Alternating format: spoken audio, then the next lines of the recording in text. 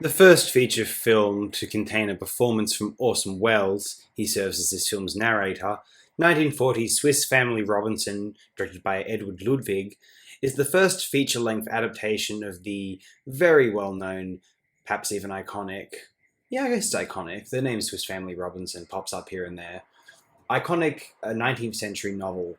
A novel that's been said to be the opposite of a page turner by some, although it's made its mark on history. And this film was released in 1940, and one contemporary review states that this film is superior to its novel. That's not a common statement released about. Normally, that's considered kind of sacrilege. Oh, of course, the film will never be better. But here, people were happy to admit that the film was better than the novel. I've not read the novel, no comment. But I have seen this film, and I quite like this film. It's a surprisingly entertaining and endearing voyage for one of these live action Disney films, which we may have certain expectations about. Although this one's quite inventive in a filmic fashion, so I find myself consistently entertained by it. This is an easy film to recommend for something that was released in 1940. It does retain a family pleasing attitude. This makes it easy to see why it was remade by Disney in 1960, although even though it retains darker elements of its 1940 Edward Ludwig production, it does.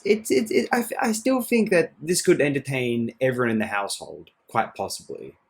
Quite possibly.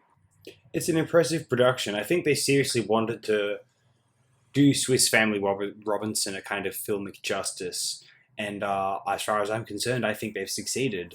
They wanted to prove that cinema could do great justice to works of literature and even top them, certainly insofar as they become digestible narratives. I mean, I don't think the novel Swiss Family Robinson, like I said, is remembered for being a page turner exactly. So if you ever come across 1940 Swiss Family Robinson, I would recommend give it a whirl. It's very entertaining, endearing, charming little work. I endorse it. Actually, insofar as Disney holds the distribution rights now, I guess that they endorse it as well as something which represents their catalog, their body of work, their ethos, and so yeah, if Disney thinks this is fun for the whole family, go for it. Actually, there's about 10 minutes of this film which are not viewable in traditional copies of this film. I think they wheel out a 103, 105 minute version of the film occasionally at screenings with the extra footage, although I've not seen it. Perhaps this is the stuff that isn't so family friendly. I don't know. Nevertheless, it's interesting to think about. Hey, have a fantastic day.